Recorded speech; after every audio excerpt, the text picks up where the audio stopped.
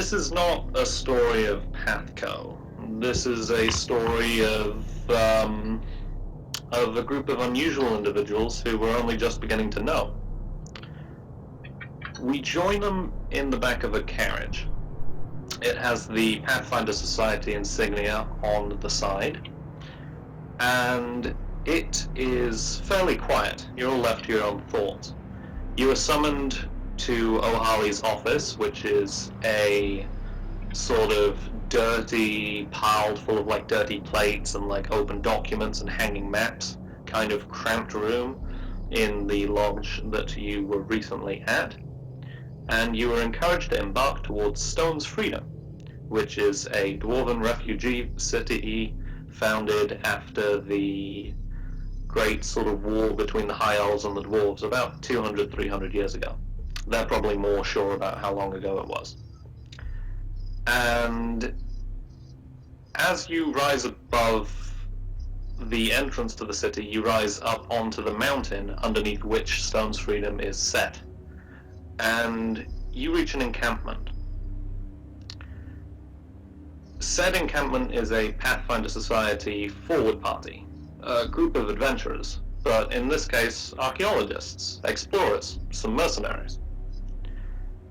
And you are here because you have been informed in no short terms that somewhere nearby there is a dragon that eats knowledge, as far as you can tell.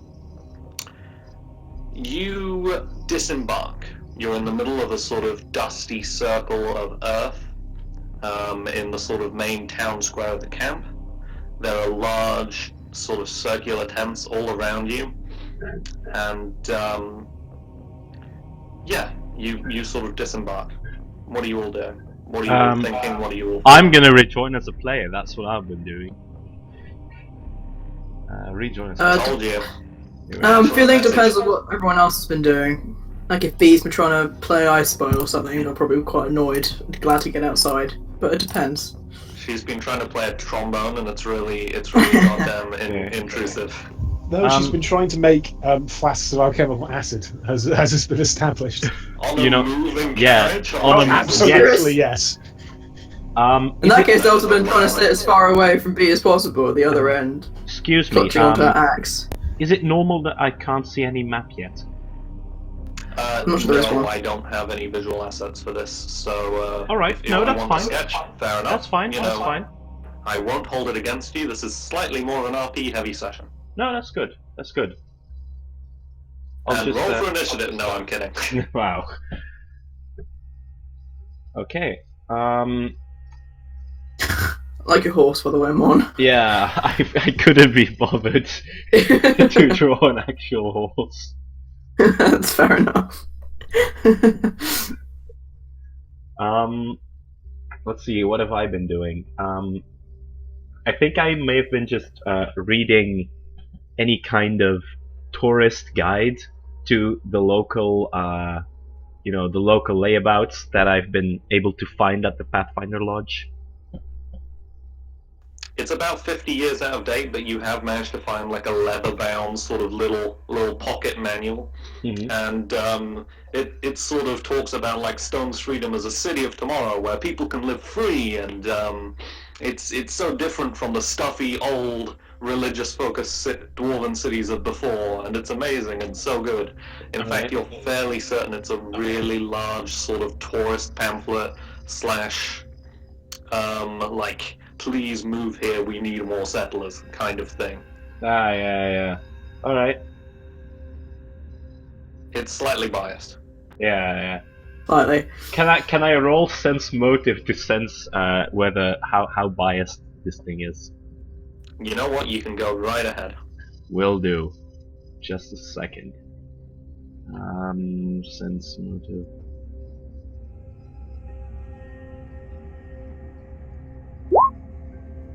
Eight. How? As far as you can tell, it seems, you've read through a fair amount of these kind of pamphlets, and of the ones that you've read, it seems fairly reasonable. That says more about the quality of the literature that you've been reading, as opposed to the quality of this particular book. Alright, that's good. but I'm going to give you a +1 to knowledge geography and knowledge history for the remainder of the session. All But not knowledge right. local?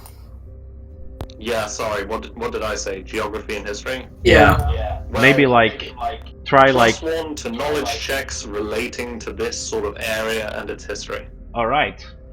Okay. All It's right. 50 years out of date, so it won't tell you where a good suit shop is, probably, but aside No. from that.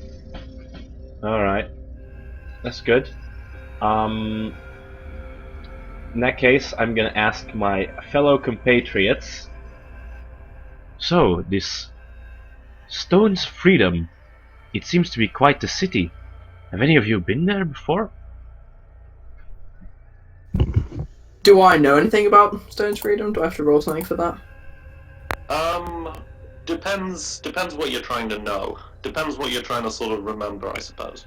Well, Delta's never been there, but she might have heard something, like she might have met people who traded there. Yeah, They might have sent definitely. Plop up there. From what you sort of know of Stone's Freedom, from sort of passing conversations with traders and stuff, it's a very sort of unusual dwarven city. Even architecturally, it's influenced a little more by the elves and the drow than you would expect. It's fairly sort of free-form in its government. You know, the sort of dwarven trade confederations to the north tend to be very, very set in their traditions and set in their history and set in almost their grudges. And Stone's Freedom tries to be sort of adverse to that. I've heard it's a very interesting place. What Delta will say. Wow, way to sum that up. Thank you. So it Not a seems. chatty person. B, what are you thinking? So B's been kind of with the Pathfinder Society interning for a few years. Is Stone's Freedom somewhere she was ever stationed? I'd say probably not. I'm not sure there's a set lodge there so much as like a temporary one in the foothills, which you sort of passed through this morning to gather supplies and stuff, and you all had like a fry-up, and it was terrible. Okay. Unless any of you are vegetarians, I don't actually know that about you. Not specifically, no. But from what you do know from your conversations with sort of fellow interns and stuff, is you do know that a couple of them were stationed up here. Okay. Like, this is a relatively recent sort of expedition, and it's an archaeological expedition because in the same quake that meta-wise brought down the wall of the the Forsaken Fortress in PATHCO's campaign, a crag was opened up or made more apparent in the B-Team campaign. Uh-huh. Which has got some cool stuff at the bottom, I assume. It's got some hella cool stuff at the bottom of it. Basically, it's the kind of place that locals fear to tread. And the reason they fear to tread it is because when people go nearby, either they don't return or they do return with tales of a great white dragon. Or they return and they immediately burn all of the books that they can get their hands on. Or they B is destroy not like them, they that. She's tear not them, a they fan of mulch them. book burning. Sorry? B is not a fan of book burning. She will be horrified. She's making furious notes. Yeah. Scrabble, scrabble, scrabble. It's a dwarven town, right?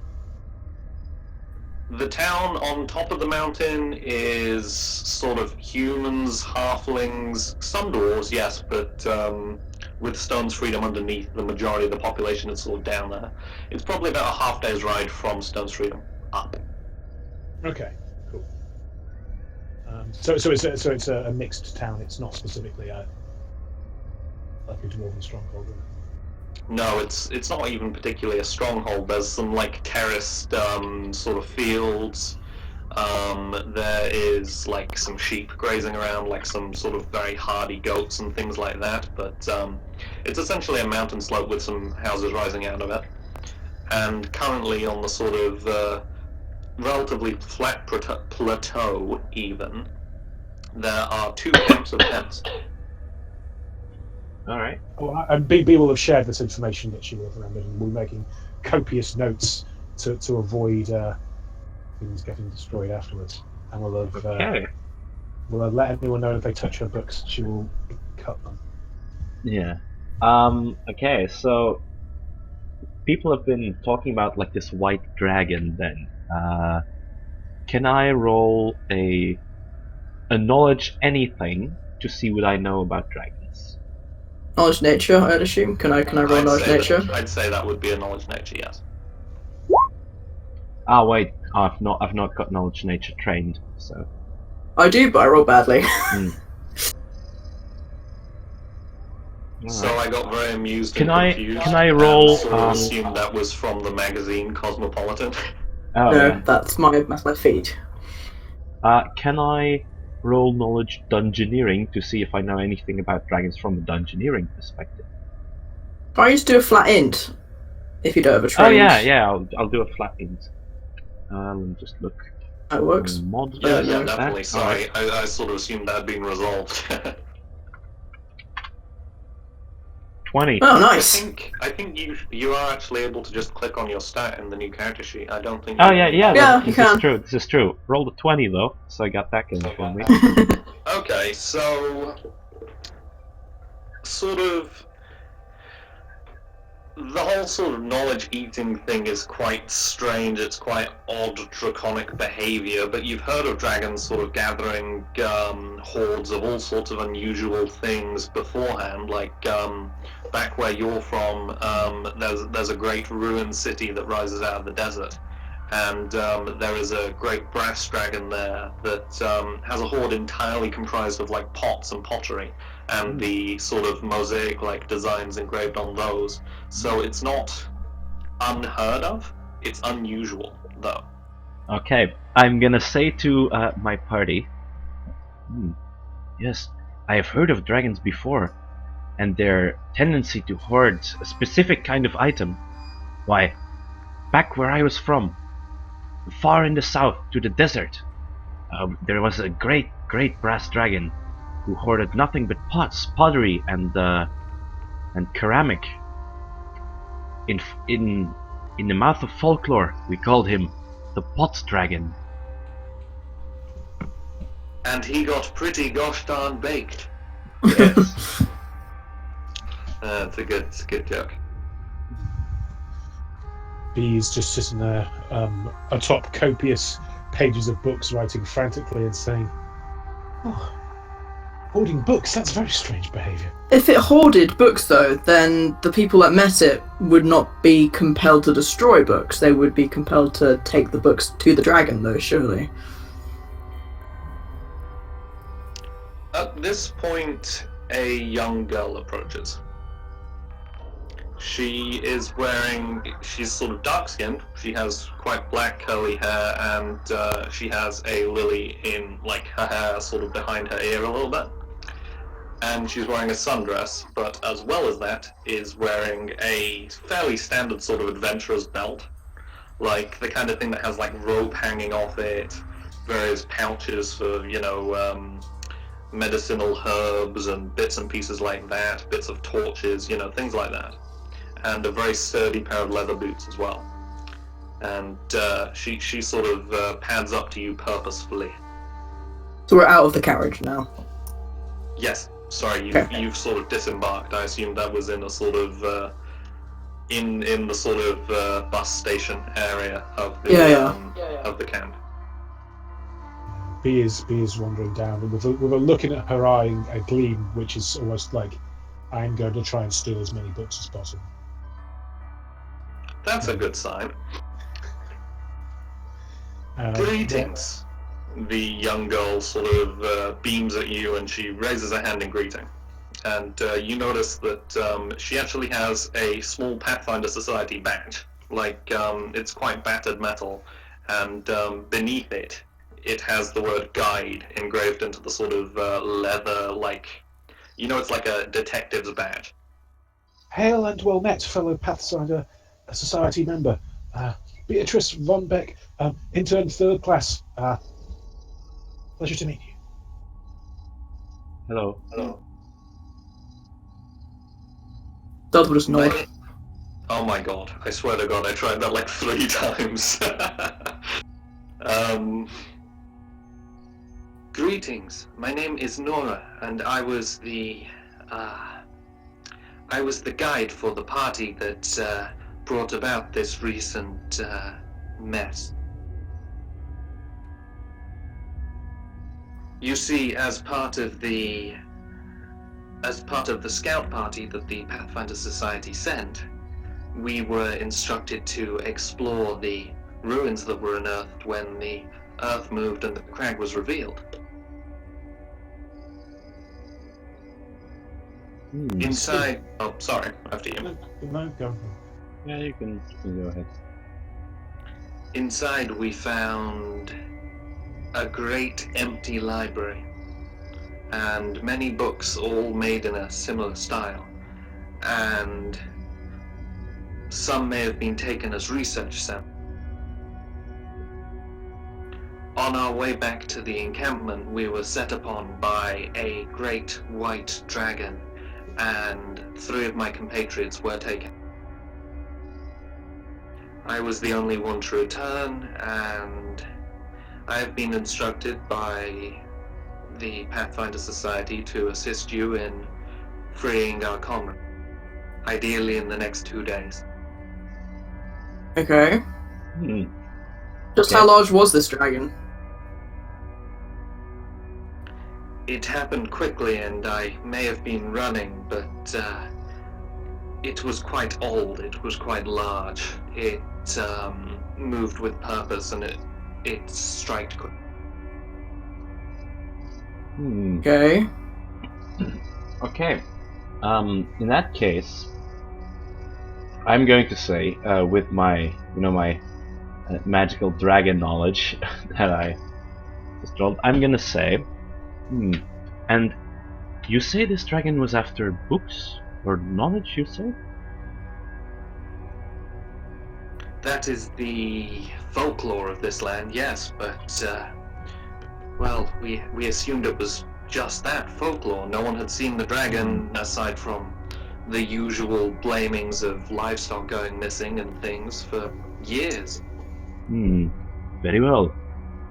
In that case, I believe we must gather all books that we can possibly offer the dragon. If you want your friends back, I believe we should trade them for something the dragon will consider equal value. There is also a complication. Yes? Speak up. Him.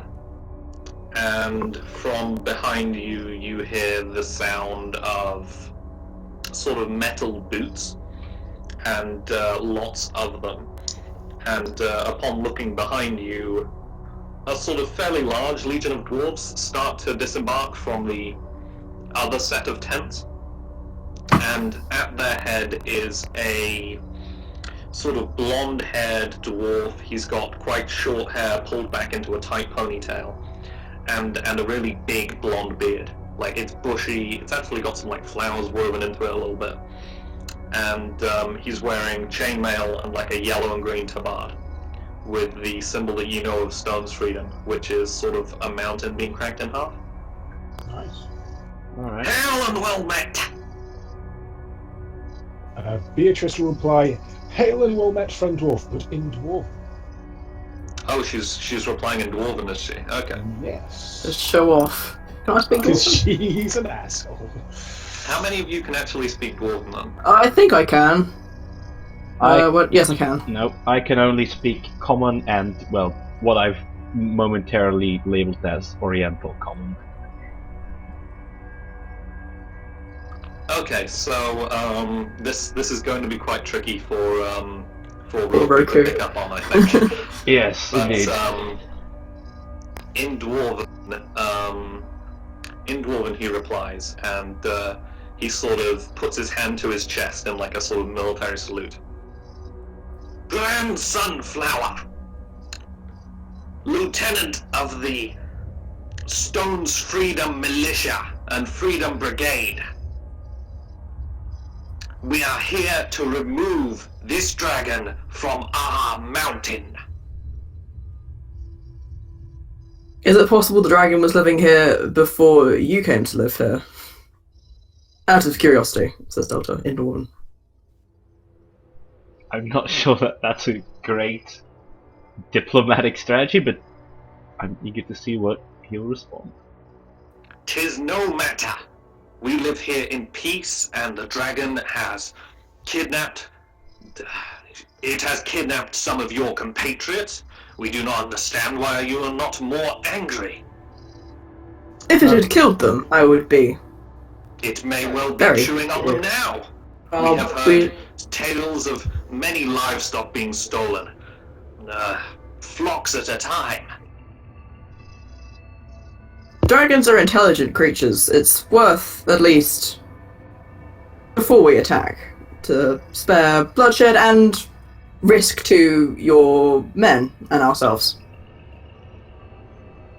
But should it turn out that Pathfinder archaeologists have perished, then your assistance would be greatly appreciated. I am going to whisper to Beatrice. Mhm. What is he saying? I'll do the I'll do a bit of a translate back, saying sometimes it's best to talk in the native tongue to give a better basis for diplomatic relations, and I'll approximately translate. So you can assume that Roku's kind of got an idea about what's going on. All right.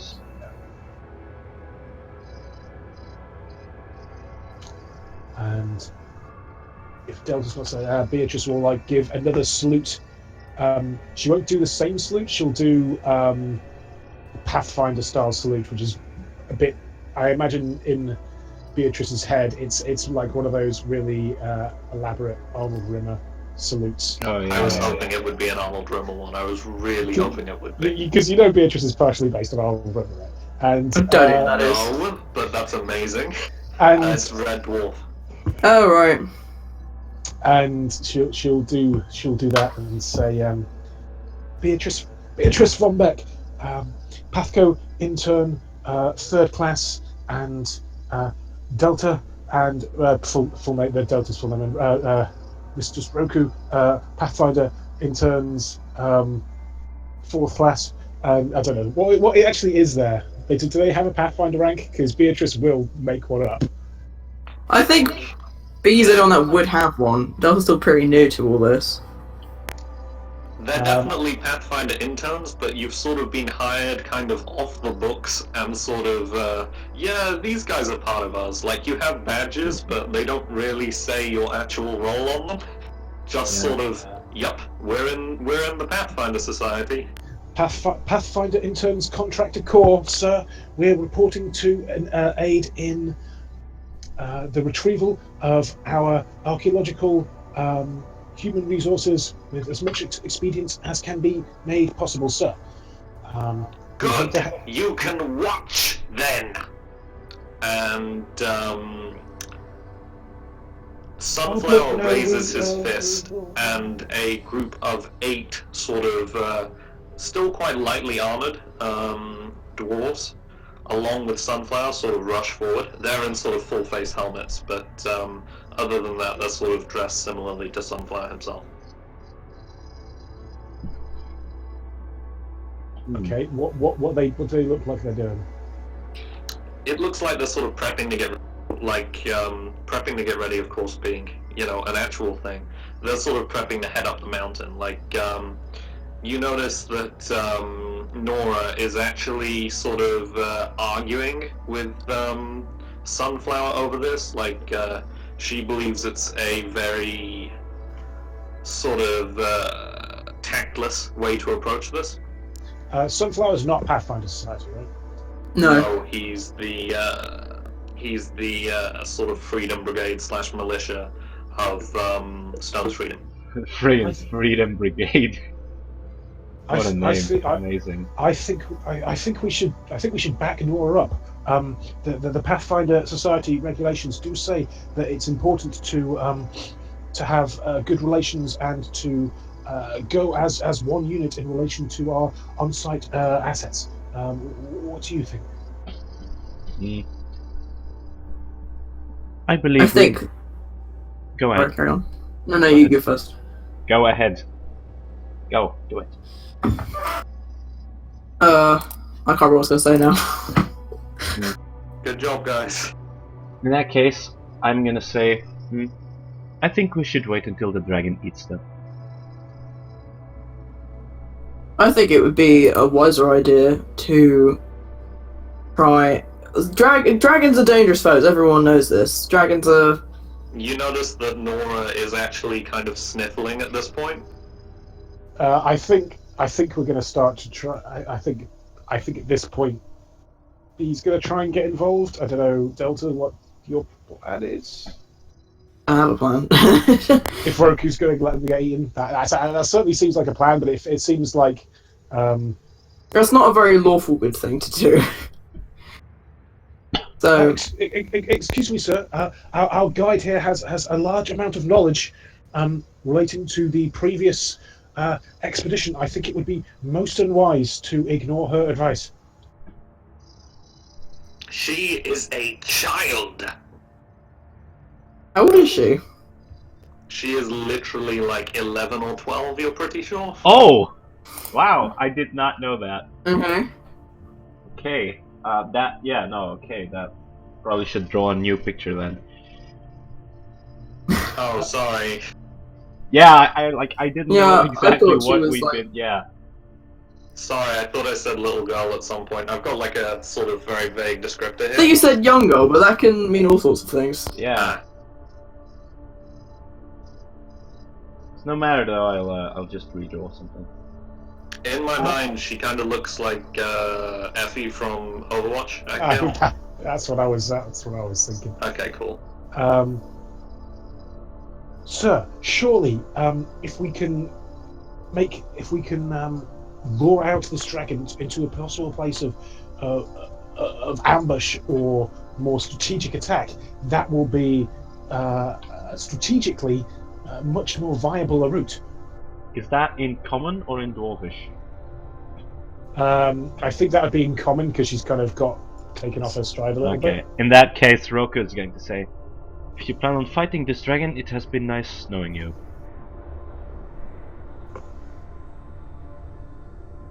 Really, I do not think anyone around here is a match for a beast like a dragon. The Freedom Brigade has fought dragons off before. We had our great pilgrimage to this mountain from the Dwarven Trade Confederacies eons ago, and he sort of continues on, and it's probably about 5 minutes later by the time he sees it. Yeah. While he's going off on that, can we ask our guide a question just for a quick, like, when they say it's a great dragon, are they just being metaphorical? Well, she said it was big. Or is it literally a great dragon? No, they mean a great dragon. They mean the kind of thing that could probably eat 20 sheep in a single sitting as a sort of meal. Yeah. So we're looking I'm at advocating an for adult closer. white dragon. It seemed white, yes, but odd. Its eyes were a dull grey but clouded, and it flew strangely in the air. Actually, I think Roku has a good point here. I don't really think we stand much of a chance against an adult white dragon. This is why I'm advocating for diplomacy. I know that some dragons are... Well, all dragons are intelligent. They could at least attempt to reason with it. That seems to be our only option, since, as you pointed out, none of us are currently a decent match for adult white dragon. I'm gonna say, this is true. Other dragon. This is true. At least you are reasonable. But, of course, Sir Dwarf, if you wish to take this dragon in combat, please go ahead. We will be waiting here to collect your bones. That is Lieutenant Dwarf. He really overemphasizes his like ending syllables, I think. He kind of seems like a Sontaran. He kind of talks like one of those. Oh yeah. Well, the Pathfinder Society does not share chain of command with the Freedom Brigade, so I'm afraid you can't pull rank upon us. The regulations are quite specific about this. Fine. We will traverse the mountain. We will rescue your foolhardy expeditionary force. You will leave the scouting legion that I have gathered here. Will move upon the dragon, and we will have a new decoration for the grand feasting hall of Stone's freedom.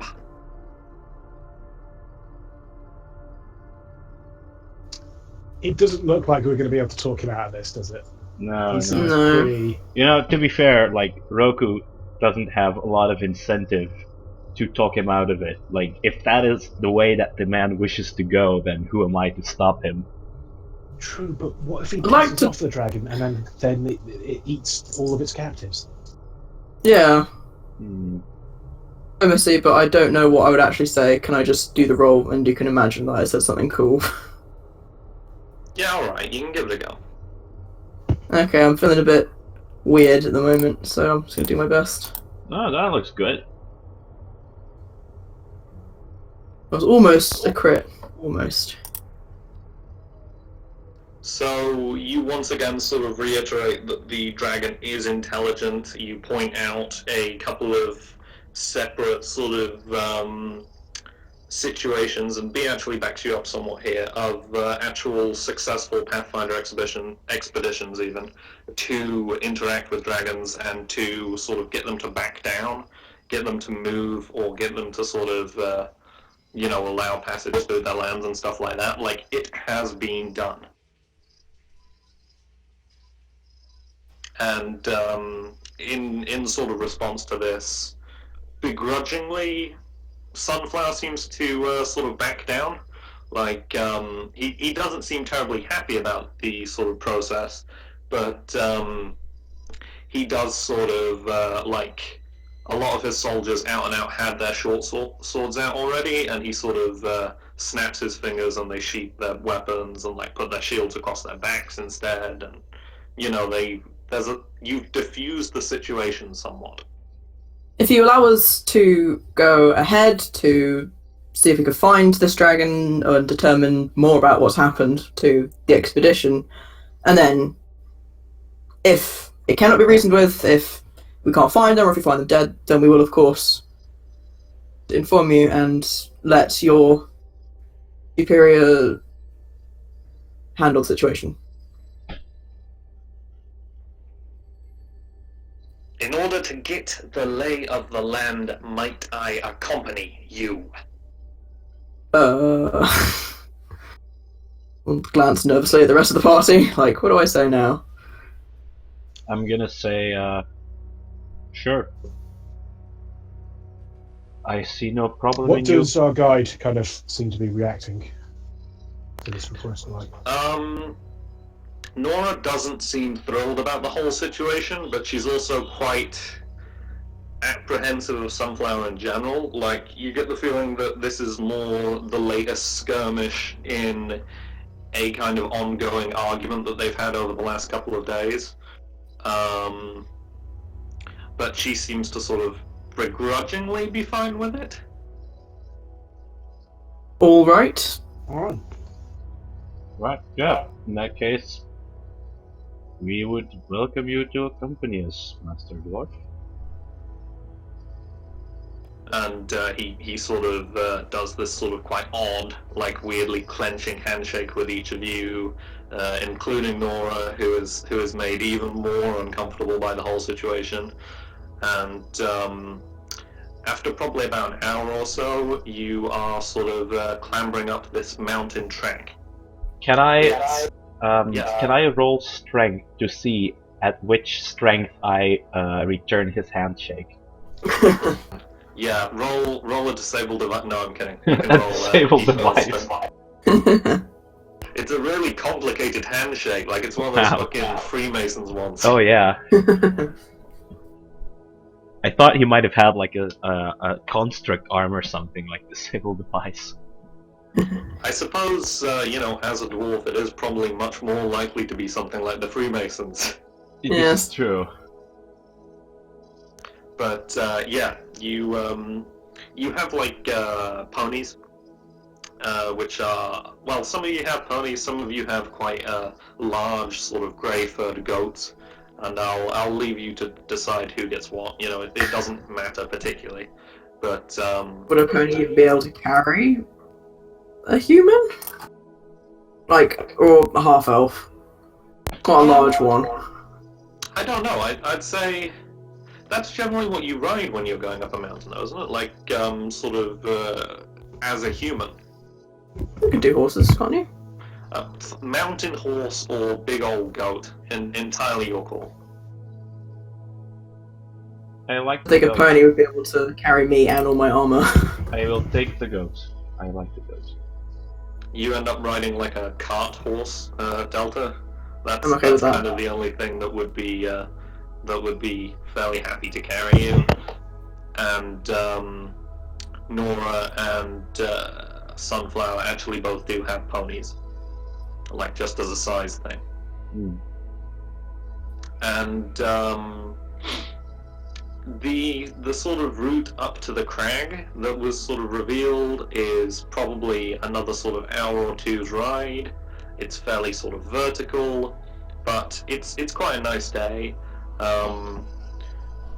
It's sort of relatively peaceful. However, you do notice coming towards the crag some black scorch marks on the ground, and you notice the corpses of 4 ponies, or mountain horses. Alright. Can I roll a perception or something like... No, wait, actually, let me just quickly check something up, because I think it should be a survival. Check. Yes. So can I make a survival skill check to see if we can do any sort of tracking to see where the dragon has come from? Oh, I was gonna say, how recently were they killed? Well, you can do that, and I'll do my thing. And by what? Might not necessarily be the dragon. Could have been, big eagle or something. Oh yes, B will help Delta with that kind of side of things. I mean, I was going to say, no, it's probably been killed by a dragon, but that size-wise, it probably been a... You cut out quite a bit there. Can you say no, that again? I was going to say no, just relating to the size, but the whole giant eagle argument does probably stand. Hmm. Those things that hang around in mountains. Like, it's not the craziest things that, probably you've seen in the mountains. I don't know. I don't know where you've traveled particularly. So would that be a survival check? Yeah, you can roll survival if you'd like. Okay, I'm also gonna roll survival to see if we can track the dragon, and I get, as a slayer, a +1 to survival for tracking. So that's gonna be 17 plus 1 is 18. More than B and I put together. Yeah. As far as you two can tell, putting your heads together, the way that the bones, because they're pretty much just bones at this point, the way that the bones are somewhat scorched, you're like fairly sure it was a dragon. Like, the whole giant eagle theory is still sort of, it hasn't been entirely refuted, but you're fairly sure it was a dragon. It would Well, have what to be a dragons don't very have fire fiery breath, eagle. though? It's a flying eagle carrying a wand of fireball in its mouth. Strange But things it's have like- happened. It looks like they've been burnt, though, right? Yeah, I'd say like scorched as opposed to out and out burnt. Alright, but would B know that white dragons traditionally don't have fire as a breath weapon? I was gonna say that because I know about white dragons, but I don't know if Delta does. I'm holding it in, so I don't want to mess again. Knowledge nature. Have I got that one? Oh, I do. I do not actually have knowledge nature, so 15? You can roll a vanilla int if you'd like. You are fairly aware that a white dragon is generally, if memory serves, this is based entirely on the DM's flawed knowledge of most aspects of this game. What I know about them is they live in snowy places and they have they can conjure blizzards and they've frost breath and stuff like that, and blue eyes. This isn't a particularly frosty environment, it's just fairly sort of craggy. It kind of looks like the BBC quarry from old Doctor Who. And as well as that, yeah, there's not really any sign of ice. Okay. You cut out a bit again. Oh, sorry. How much did you hear? Not much. There's not really any ice down here. That's the last thing I heard. Okay, so basically, yeah, as far as you can tell, this probably wasn't a white dragon just by the fact that the location, it's not particularly snowy, it's more sort of craggy and rocky, more like the bottom of a quarry, you know? Like Do I know what kind of dragon it could have been? Pardon? What kind of dragon could it have been? Yeah. Do I know that with a 15? Or do I have an idea? Well, Yes. based on the fact that there's scorch marks, you know, there's a kind of, like the smell after a fire in the air, that whole sort of charcoaly scent, and there's some sort of burnt, stubby trees, and all of those sort of lead you to believe that something that could produce fire, ideally, so like a red or possibly like a brass dragon. I'll share that. So it's unlikely to be a white dragon, since white dragons do not breathe fire, and they wouldn't live in this kind of environment. But it could still have been some other kind of dragon that maybe looked white in the light, or was covered in dust, or something. Can I? Oh no, shit. Can I roll just intelligence then, to see if I can figure out that, you know, albino animals exist? So maybe an albino red dragon or brass dragon could exist. I wouldn't say that necessarily requires a check. Like, Roku's a fairly sort of astute character. I feel like she's fairly sort of perceptive. I feel like she'd be able to draw that conclusion just based on the fact that she is a slayer and she probably has hunted albino things before. Yeah, okay, so in that case I'm going to say, perhaps it needn't be a white dragon to look white. I've seen animals before that, though not normally white of color, are completely devoid of any kind of shade. They also specifically seem to have red eyes. I believe it has a name, but I'm not entirely sure what it is. See what we can find out when we get to its lair. Said lair is probably maybe half a mile max further, and it's sort of into like a crag. Like there's a bit of a slope downwards at the top of the mountain here, and like almost like an impact crater. And yeah, there's a great crag across the middle of it, and within you can all roll me a perception check actually. Okay. All right.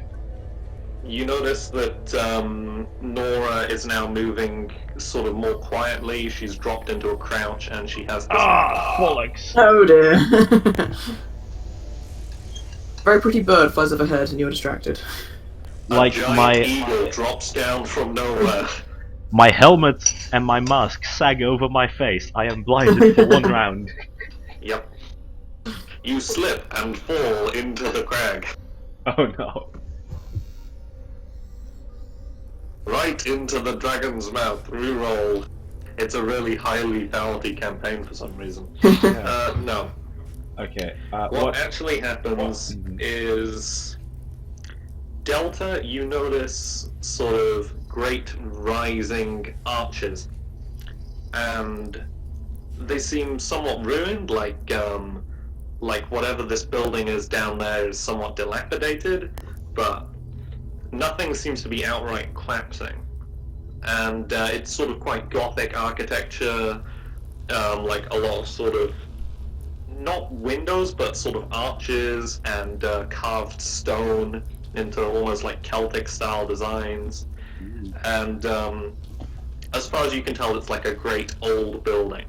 And for a 16, I'm gonna say there were a couple of old sort of drow families in Seagate. And this reminds you of their sort of style of architecture, like culturally. Okay. This reminds me of the guy we met last time with the suit on. It does. You're momentarily distracted by whatever his name was, John, King of the fucking Troglodytes. Yeah. So you have a moment. The Kobold King.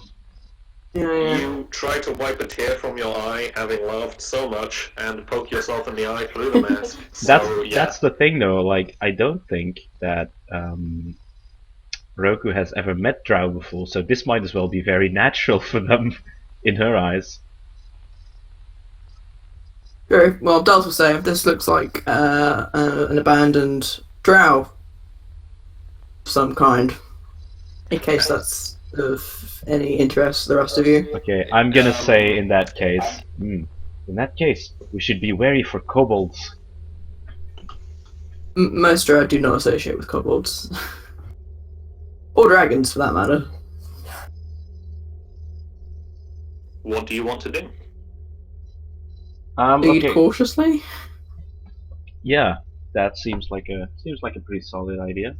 Cautiously How- as you can, with the penalty to stealth that comes with armor. How is Sunflower behaving at this point? Sunflower is deeply, deeply uncomfortable. Like, roll like a sense motive check, I suppose. Okay. Sense motive.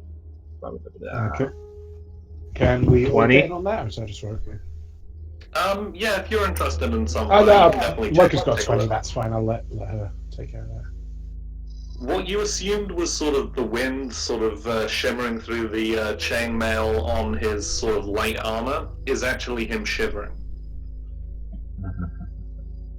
He seems far less sort of the kind of Braveheart style hero that he was down in front of his men, and he's actually got one hand on the sort of pommel, like handle of his sword.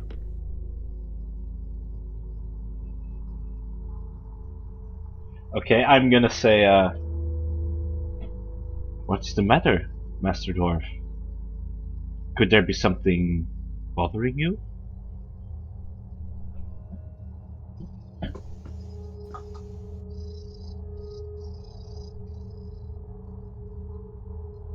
Sorry, did you add anything to could there be something? That's all I had. Oh wow. Okay, no. In that Is- mean I cut out then. No. What I said is, I'm sorry, Master Dwarf.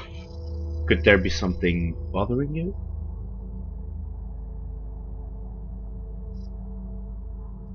And at this, Sunflower sort of mumbles something and looks away, and sort of readjusts the clasps on his armor and stuff. Like he seems really, really quite perturbed by the situation. Okay. We should get moving. There is not long before nightfall, and I do not wish to be trapped up here in a dragon's lair. That would be unfortunate. It is actually about like 4:30, 5 p.m. max. Like Alright. you've probably got a decent 4 hours until sunset.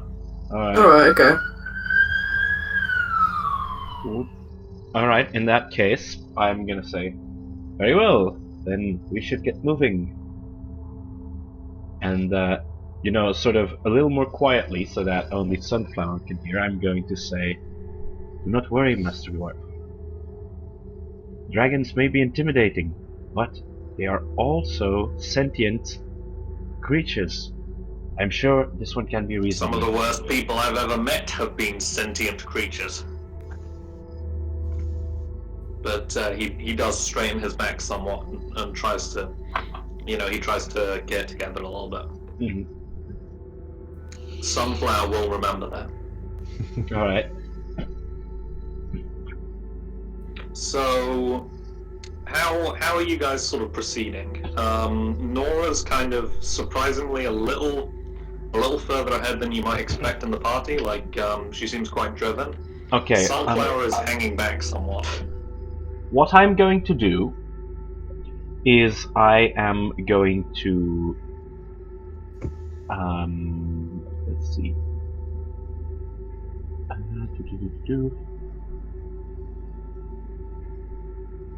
No, I'm gonna just proceed cautiously. I'll keep behind Nora. Yeah, I think like stealthing at this point is probably a smart choice. So if Do my you- best. Do you say that to the party that we should probably go like stealthily? Yes, I think I would. In that case, And Nora probably puts like her finger to her lips as well, and is like, shh. in that case, ooh. Yeah. I thought I might as well get out of the way. In that case, Delta, you like stumble and no, I'm kidding. Hang on, we'll see how the rest pulls out first. Okay, I'll roll a stealth, but I do have something to say about it. Okay, so what I'm going to say is, I don't think we should be trying to sneak up on the dragon. It might see that as an attempt to ambush it or attack it. I believe we should meet it. I believe we should meet it normally. Dragons are creatures of honor, after all. It might see our stealth attempt as a cowardly ruse to attack it at a weak moment. Be a good idea. Stealth is not one of my strong qualities. I'm gonna stand back up again. It's like Skyrim, you just drop from like Yep. a static. Ah yes, push the stealth switch. Detected. Okay, so you still try and you're like hesitant coming down the crag, down this sort of, it's not gravelly so much as like slatey almost, like flat stones, and they were sort of like very very dull grey. And as you enter into the space, the first thing you notice is the floor changes from slate to tiles, like red tiles. Some of them are cracked, but they extend pretty much as far as you can see. The second thing you notice is that there is a small, by the size of this huge room, table set up in the very, very middle of this gargantuan space. Like, probably the size of a football stadium? Pretty big. Yeah, like, no, maybe that's too big. Let's say the size of the Scunthorpe Arena at the very least, you know, like, football stadium size for this era. Okay. Yeah. And you also notice a single person is sat, well, two people are sat at the table, and as you draw closer, you notice that one of them was standing and is a halfling. Alive, I assume.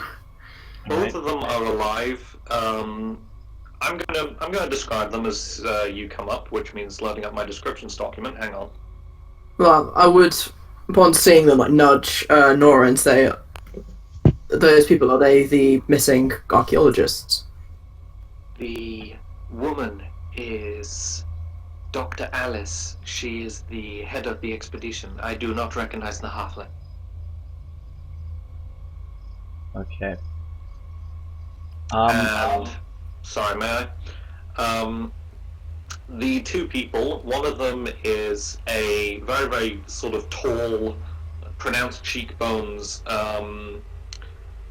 like a half-elf, but somewhat sort of greyer skin. So almost like a half-drow, you'd think. Half-drow, yeah. And she has half-moon spectacles bounced on the end of her nose, which seems rather sort of swollen, like there's a little dried blood beneath her nose. And she's wearing almost like a stereotypical Victorian adventurer's kind of outfit, like Helmet. a little bit of a helmet's going on with like her hair in a bob underneath it, and she's wearing like a sort of tweed-like jacket with elbow patches on, as well, and like a satchel across her side. And she actually gives Nora a nervous little wave, which she returns, although slightly, somehow even more nervous. And to her right, now sitting at the table, is a halfling man. And he seems old, like very, very old. And he's got a little bit of a sort of finely curled, sort of manicured beard almost. And he wears sort of pale blue robes. And you notice as you draw closer still that his eyes are a very, very sort of clouded color.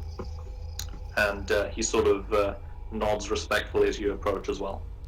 Okay. Behind you, Sunflower's sort of grip tightens on his sword, and he grits his teeth somewhat, but he doesn't outright attack, which is a good start.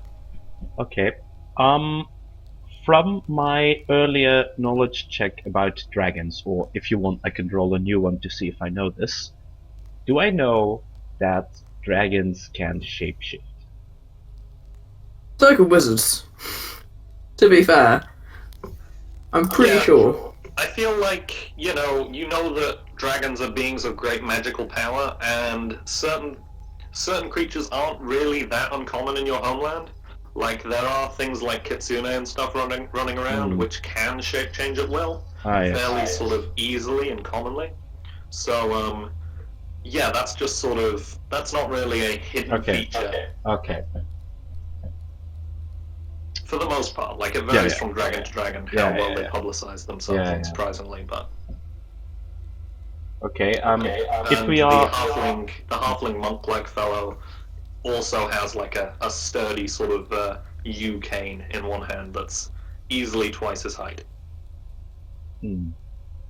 Okay. In that case, if we are approaching, I would like to, as I approach, bow to the halfling man, which is going to be a pretty low bow considering he's a halfling. Your forehead is touching the floor. Yeah, my forehead, like, there's a little clink as my helmet touches the floor. And I'm gonna It say... echoes and it echoes and it echoes. Like, there are halls beyond this one, and you can hear that slight sort of kink echoing beyond. Alright, and I am going to say... Greetings, Master Dragon. We are most grateful for your hospitality to receive us here in your halls. Can I roll diplomacy with that? Or do I not need to? I feel like this is going to be a little more RP heavy and a little less rolling diplomacy for saying every nice thing. Yeah, okay. That's good. Just because that might get slightly bogged down. Yeah, this is true.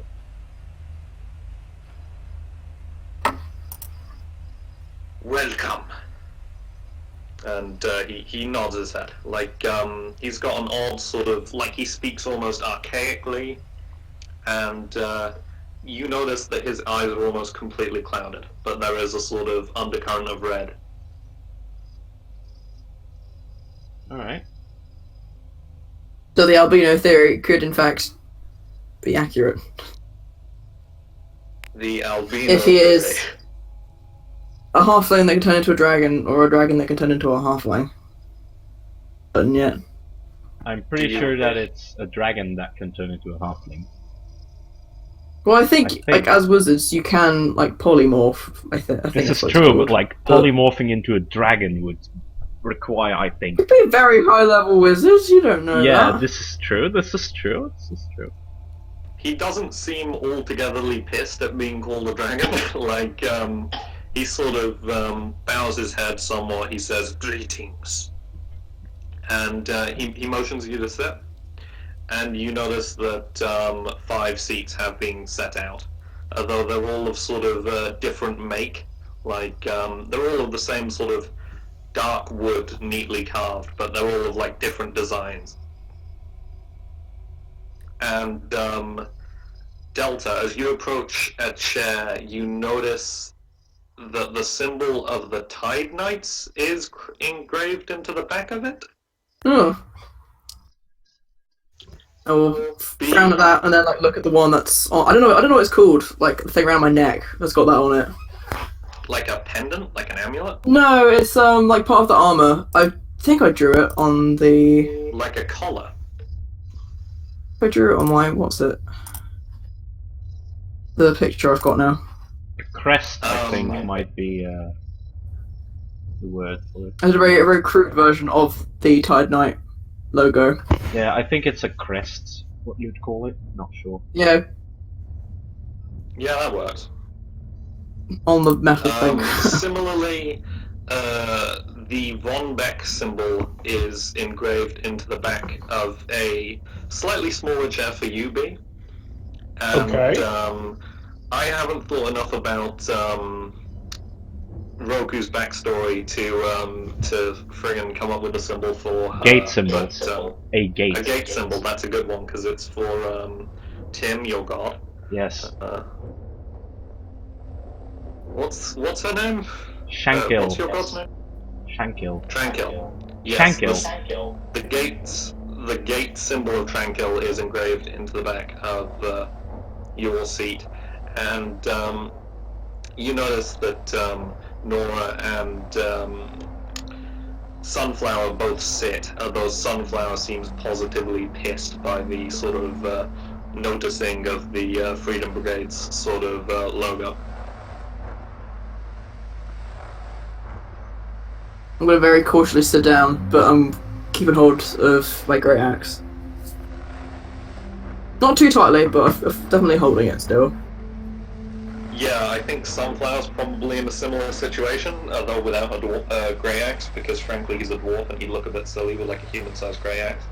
Yeah, gonna keep a hand on the old. I've got my sword cane, so hopefully that should look like I'm just cane. I'm gonna put both of my hands on the table, not making any motion towards my weapons. My name is Tamarind von Ark, fourth holder Many-Seer. And the dragon sort of bows his head slightly again, and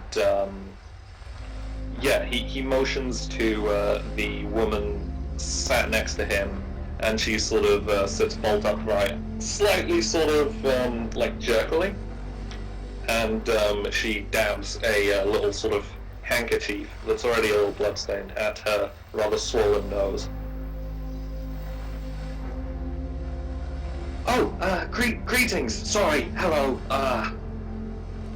Yes, my name is Dr. Alice. Obviously, Nora already knows me. Yeah, Doctor of Drow Architecture at Scumport University, the college. Go Scumport, you. And she sort of prattles for a little bit, sort of going through meaningless niceties almost. Okay. That you cut out again there. Oh, where did I cut out? Meaningless niceties. Oh, okay. That was pretty much what I wanted to say anyway. Okay. And Tamarind looks at you all and sort of says, "What business do you have sending thieves and interlopers into my library?" I am not a part of.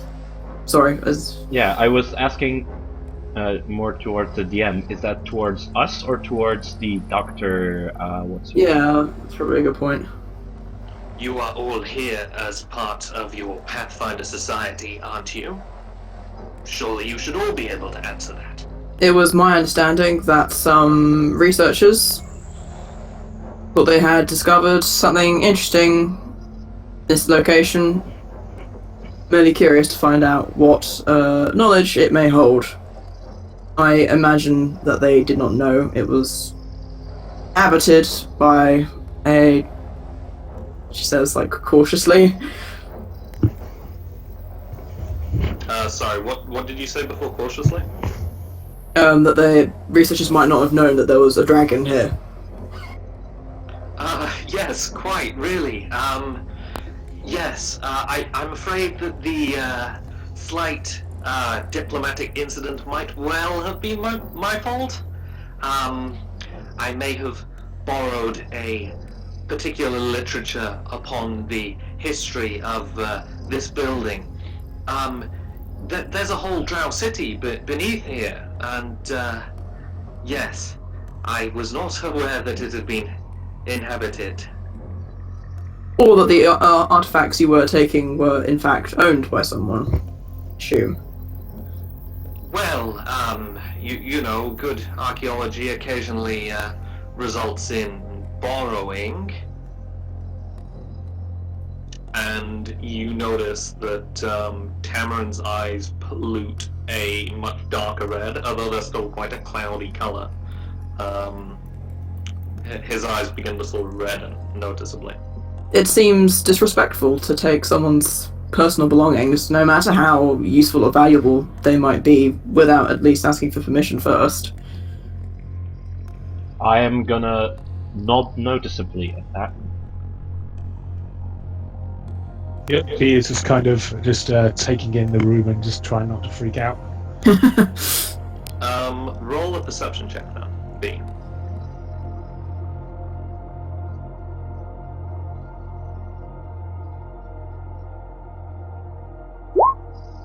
Nice! This is without a doubt the biggest and most perfect library you have ever been in. Although it's in a sort of, like, it's not necessarily decrepit, but it's somewhat dilapidated. Like, the wall that you entered through is pretty much open to the elements. And, but each and every wall is sort of lined with very, very broad platforms, unsurprisingly for a dragon, but very, very broad platforms. And there are great shelves with rows and rows of book after book after book. And the books themselves are all identical. They're all almost like perfect renditions. And with a 25, I'll let you know that this sort of odd, sort of shimmery blue quality of each and every book in here is like mithril. Okay. And yeah, basically someone has Library of Alexandria, a enormous collection, and have done so in mithril. So yeah, B, you probably like should notice that she's just like. Alongside you, Sunflower actually has the same reaction. Like there's a tiny little bit of drool. Okay. How is I'm gonna ask Tamarin von Ark. Lord Dragon, please. If we return what has been taken from you, would you consider returning this woman's compatriots to her? It would be truly noble, and we would be forever grateful to you. I require confirmation. I am able to see forward to a limited extent, and there are two paths ahead. I am able to defend my library and to defend my life's work at the great expense of these one's companions. And he motions first to Nora and Alice, and then to Sunflower as well, whose attention immediately snaps back towards the table. Or There is always the possibility of another path. If you can guarantee that my work, my hoard will not be damaged, will not be taken, will not be separated, then perhaps an agreement can be reached. I would certainly like to think that an agreement in which none of your artifacts are taken without your consent could be reached. But No like, consent would be given.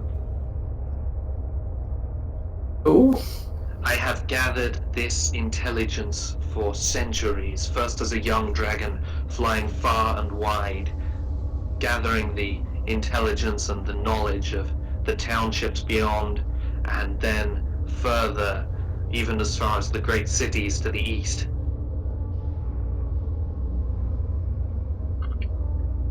I see. I cannot lose my life's work. You understand, yes? And he actually leans forward, like he's standing in his seat by this point, and he's leaning forward onto the table. I do, but it does seem... Would it not be a good thing to let others... At this point, if Delta can see me, I'm going to shake my head because I know that dragons and do not like to part with their horde. It might not have to be even taken from your sight if perhaps someone needed to know about a certain town or to learn about more of this magnificent architecture. They could put it back. It would never have to leave your sight. But if that is not possible, then of course we will simply take the other archaeologists and leave and never return. I require your word and your guarantee that my collection will not be disrupted. And if you desire these interlopers back, I demand compensation, I demand punishment, I demand more knowledge. What kind of knowledge? I have a holy script, if you want that. So do I, actually. Holy texts of Shankil. He pauses at that, and he sort of looks between you both, and then taps the table with the very tip of his cane.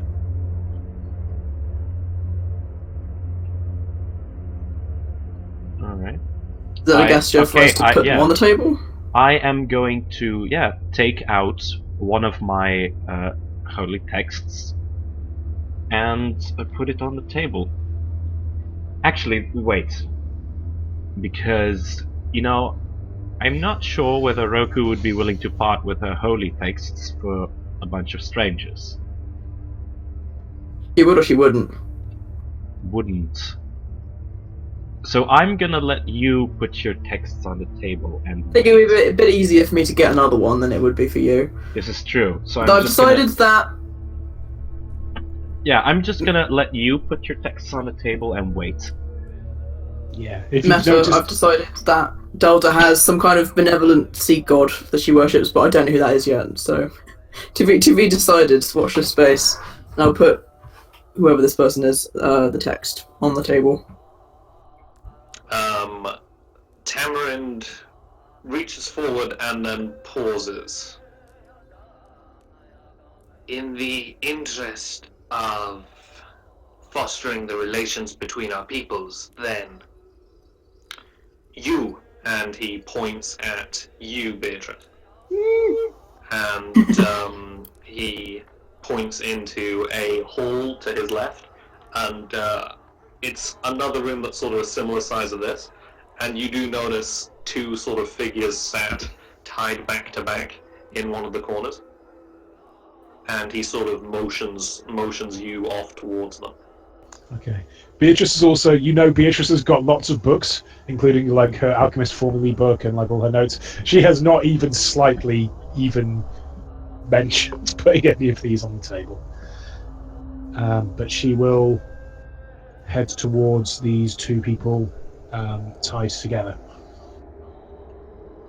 Beatrice's footsteps echo for it's a decent amount of time. Like, it's probably about 5 minutes by the time you reach these people. Like, it is a massive space.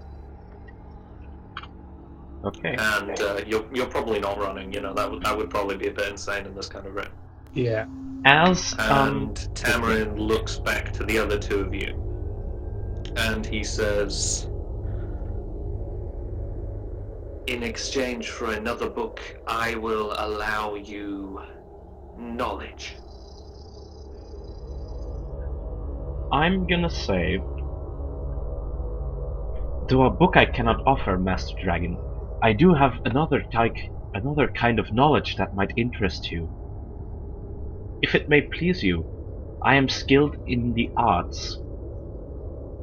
I could, and as I'm saying this, I'm going to take out sort of my a piece of paper. Let's see if I. You got origami skills or something? Calligraphy, if memory serves. Yes, Ah. calligraphy. Tamarind, at this point, you hear like the really undignified scooching of someone getting out of a wooden chair on a tiled floor. And Tamarind actually rounds the table towards you, Roku. Alright. And he sort of, he changes right behind you.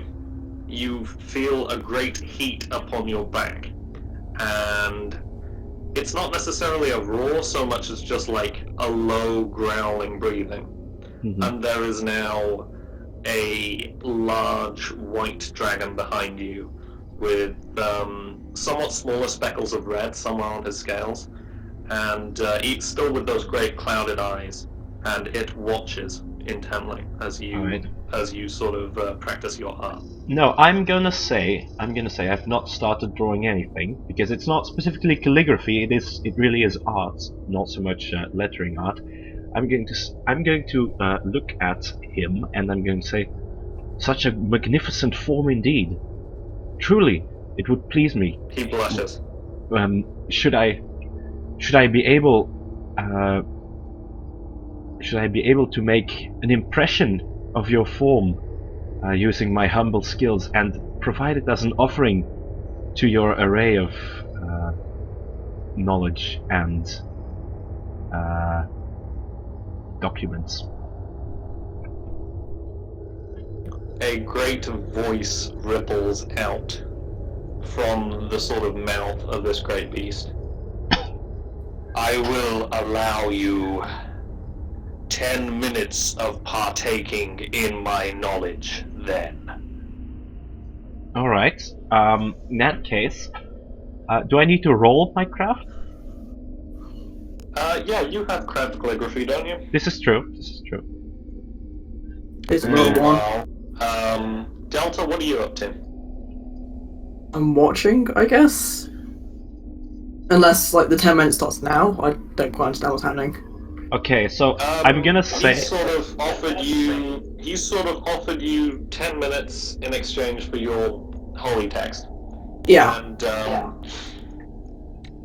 actually, you notice that as he watches intently at Roku's sort of calligraphy skill, a number of pseudo-dragons actually pad to your holy text and begin to flip through it intently, sort of watching and reading the text almost. And these are very, very small dragons, like probably the size of a cat. I'm slightly enchanted. They're so cute. Oh. That's pretty much exactly what's occurring. Meanwhile, in the hostage situation, B, what are you up to? So what is the situation here regarding the hostages? There is a half-orc gentleman who has sort of like two long braids almost hanging down like curtains like before his face, and a unconscious human gentleman with like a short beard. Beatrice, Pathfinder intern, 3rd class. What's the situation here? That idiot doctor decided to take something from here. All of the locals warned us against it. I am not joking. All of them. And he strains somewhat against his bonds, which are like it's almost like a quite aesthetically pleasing silk, like they've not really been bound in rope. It's just sort of finery almost. and he wriggles a little bit regardless. The first thing that happened when the dragon arrived is she fell, knocked herself unconscious, and broke her own damn nose. I see. And this is the person that's kind of next to us, right? Well, yeah, she's not next to you currently. Currently, she is actually making a small sketch of the pseudo-dragons reading the... Oh no! So this isn't the person that was unconscious next to us. No, Dr. Alice wasn't unconscious. She was just sort of at the table. But there is an unconscious person here with the hostages. Yeah, there are two hostages tied back to back. One of them is conscious and a half-orc. One of them is human and still unconscious. Okay. I didn't mention this to you beforehand, but I went in to this session the same as in the last session regarding my formulae, so that's 2 cure light wounds. No worries. It's the kind of thing that I'm willing to let you guys sort of... I had worked it out beforehand, but I just saying chat. So what happens to the humans? We were snatched from our horses. He wanted us to give back what we'd taken. We did, and then we were announced. He announced that we were hostages.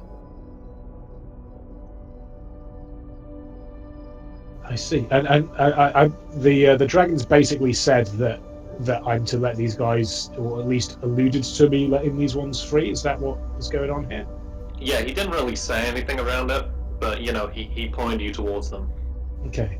I think first things first, let's healing potion the unconscious person. See if we can help them get back He's to covered in like scratches and bits and pieces like that, and he's still unconscious, but he's sort of breathing a little easier now. Okay. Like his right arm was very clearly like it had been torn into by a draconic talon, so he's got quite a sort of fresh pink scar there now, but he'll live. Okay. Well, and have I heard what's going on in the other room? It's fairly echoey, so I'm going to say roll a perception check.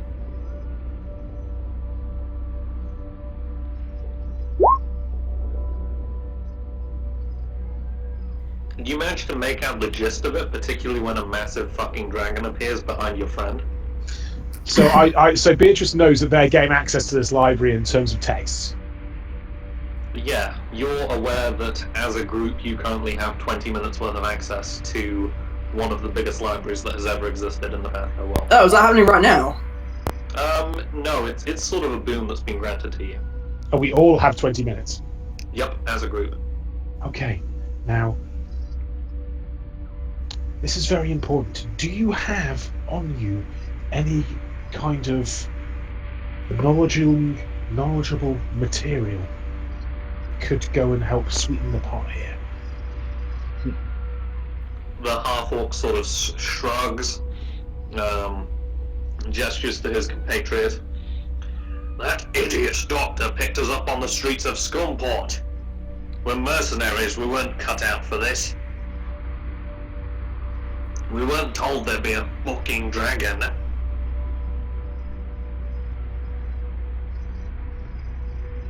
Okay, just like Beatrice is like there, and she's got her sword cane, and she just gets up very close to the half-orc and goes, "Listen up, shitlips! Don't fuck this up for me.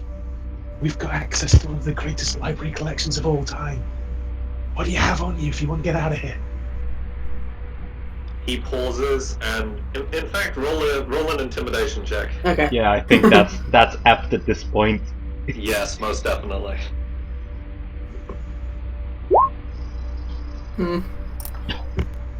He sort of glares up at you, and then his gaze falters, and he indicates his pocket, where inside you can see a sort of yellow piece of paper poking out.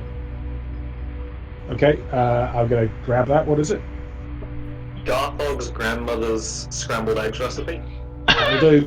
Beautiful. Like, holy shit, this thing is excessive. There's smoked salmon going on here. There's a little bit of, like, beetroot, a little bit of avocado.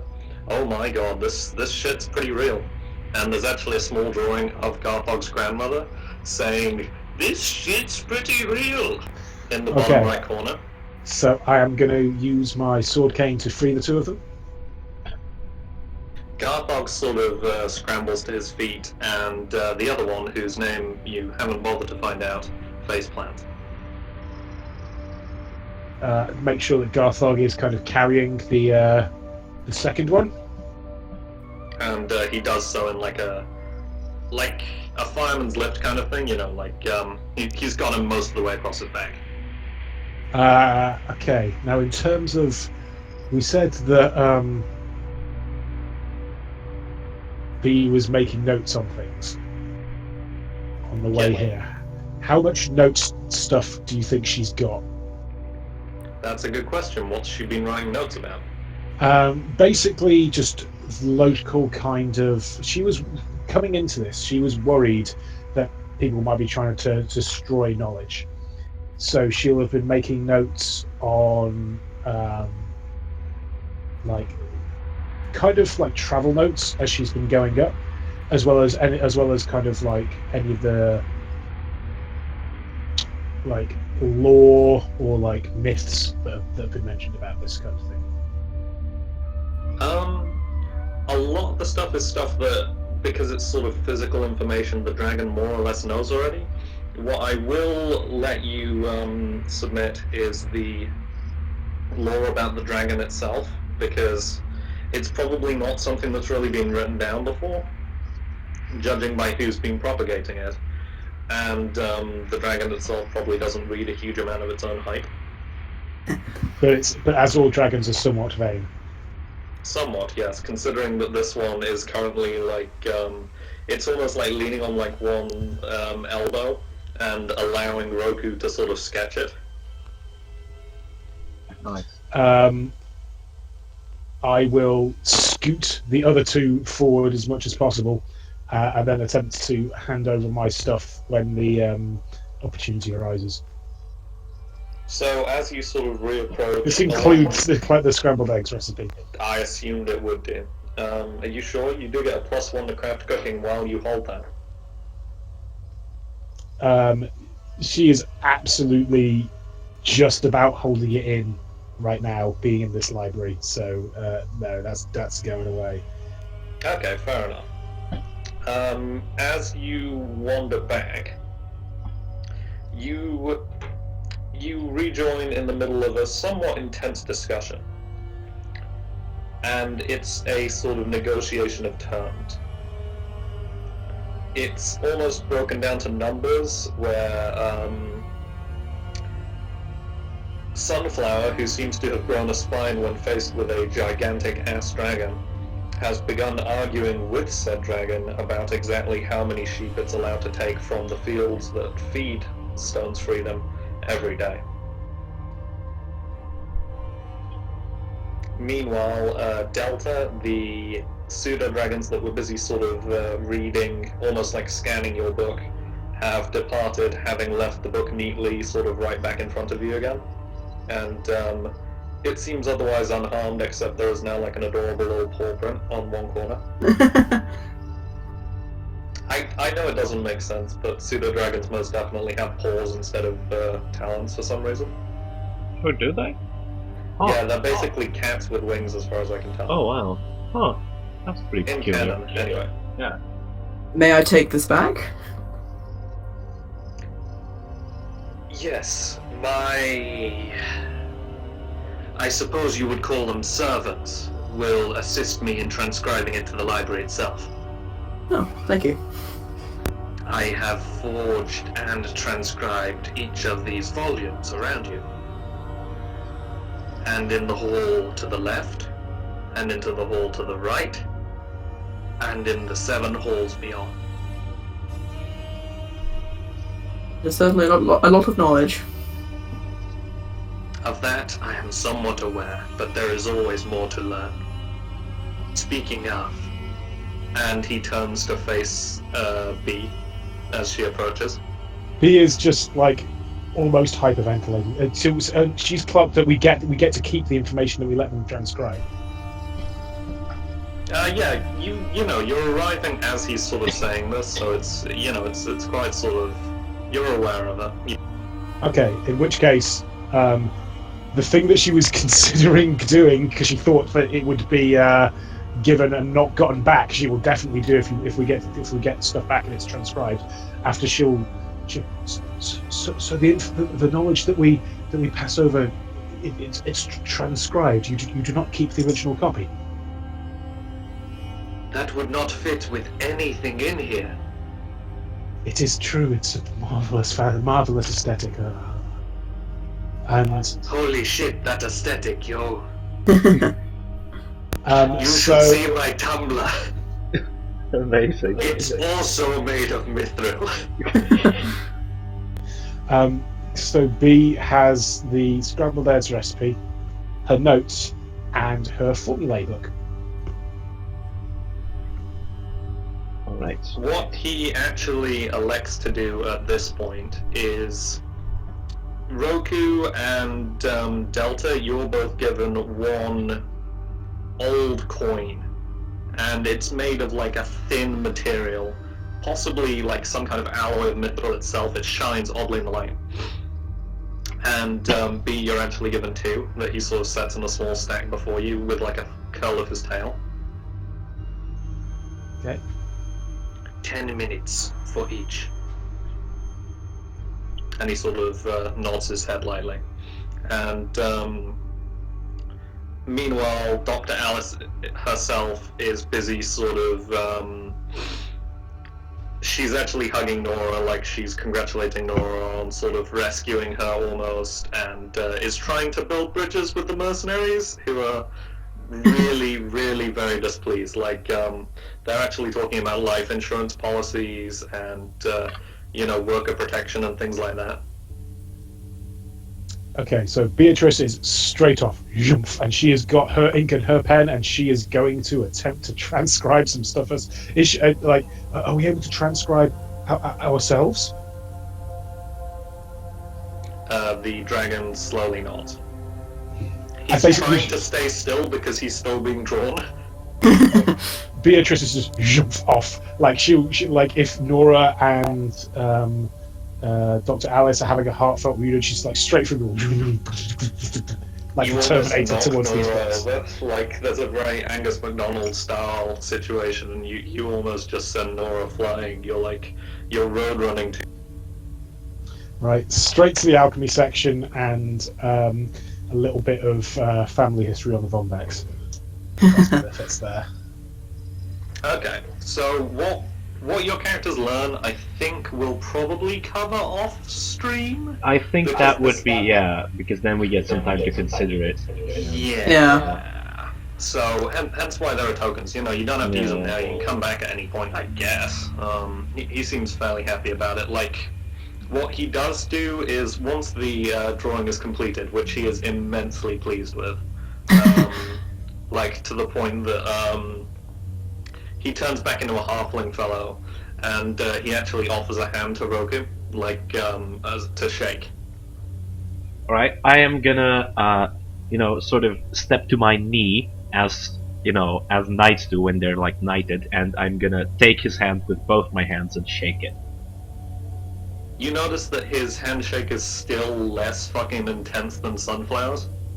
Huh. But yeah, two more pseudo dragons actually sort of there's a small fireplace at like the very, very back of this room, and it's probably actually massive. It's just a distance thing, because when they hang this drawing above the mantelpiece, it's like a dot on the horizon. Amazing. But yeah, essentially what happens next is Tamarind lays out a long strip of parchment, and at the top of it has the sort of outline terms of Tamarind only taking a certain amount of sheep and allowing free rein to his intelligence, and Stone's freedom allowing him to be considered an ally of the city and things like that, and like not an outright enemy, which is a pretty big deal. And the Pathfinder Society, as always, sort of agreeing to protect and to serve both of them. And basically everyone here, including one of the pseudo-dragons, signs this long parchment. Okay. So I'm assuming, like, each of you sort of scrabble your initials or your name or your signature for the more sort of, I don't know, literally inclined. Yeah, full signature, I think. Delta's a very big, flowery signature. He pens down. Roku is gonna write her own name in her native language, with the symbol of Shankill at the end of it. So, yeah, Tamarin sort of holds it up, and he seems to be almost beaming, and he nods sort of, he nods somewhat sort of respectfully at each of you. You may search my collection now, you may leave, and you may return. It is entirely your call. But I thank you for choosing the correct path. For now. Okay. As always, someone with my gift is able to see dark days on the horizon. Obviously, dark days are as true a part of life as the good days are. But when said dark days come, if you require my assistance... And he sort of trails off, and he does sort of begin to walk away. He begins to walk in the direction of the fireplace. And because he's a little man, and because it's very far away, it does take him about 5 to 10. Amazing. Like there's an armchair right in front of the fireplace, and it's just miles away. Like it's halfling size as well, just to make it look even more ridiculous. And yeah, as a sort of retrospective, the Pathfinder Society are once again fairly thrilled with your efforts. Mon, how much did they get paid last time? Not very much. It was like 50 gold. Yeah, 50 gold each. I mean, it's not bad for a first level mission. One session. It's not. Yeah, I did pay them 50 gold each. Just felt a bit stingy to me when my suit of armor that I want cost 2,000. Well, yeah, but you're... happens for this sort of particular situation is you each get 100 gold pieces, and as well as that, you each get a small brass medal. Good, I did get a souvenir from this one. Yeah, you got another jar of the tar from the tower pits. I Amazing. didn't want that though. Mm. How much yeah, did you say that was, sir? Each of you get a small brass medal, and it's somewhat sort of burnished, like it's not as embellished as a couple of the ones that Sunflower wears, for example, but it says it has the symbol of Stone's freedom on it, and it does say "Friends for the City" on the back. Nice. And all three of you are now intern 3rd class. Yay. Hey. Any XP. Roku stares blankly. You've got like, I'm assuming you've got like a Tony the Tiger style swimming certificate with "You're now intern 3rd class." Oh wow. Yay. Jack, do you remember what XP we got from the first session? Oh my, no.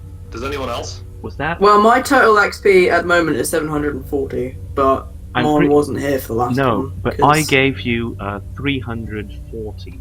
For Yeah, last so in that case it would have been 400. with 400, and do I still get like the 2/3 rule for my module? Yeah, I'd say so. I think that's Alright. fair.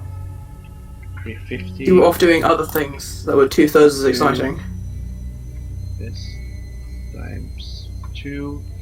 Okay, so 200. She was just in another part of the dungeon which conveniently had 2/3 the amount of undead. Yeah. Yeah, I'm gonna say that each of you get 350 experience for this. All right. Yay. because I enjoyed it. It was quite interesting to have a more RP focused session, I think. Yeah, I think so. I don't know how you guys found it. That was great. But That was very good. How much did you say the GP was, or was there? I think 100 gold pieces if memory serves. each or between all of us. Each.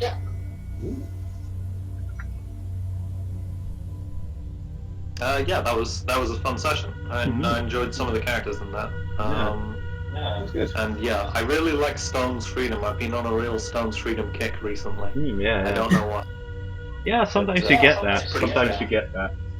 Yeah, I think it was that whole thing with the Underfish and that was built for the High Elf Dwarven War, and I started thinking about what other ramifications that had, and so on and so forth. Yeah, it's good. Sigmund met Michael in the Battles of Stone Freedom, as was stated in the letter that he wrote. Oh. A Battle of Stone Freedom. Yeah, probably not the Battle of No, Stone's no, Freedom, no. because that was about A- 200 years ago. Yeah, a Battle of Stone's Freedom. Around that Sigmund point. is a Probably a time mercenary lord. act. I was about to say that. Oh god, no good sign. Amazing. Yeah, but good session, everyone. You Yeah, know, in was- that was- case, I am gonna end the stream. So say goodbye, everyone. Oh. Probably normal PATHCO next week. I don't know. We haven't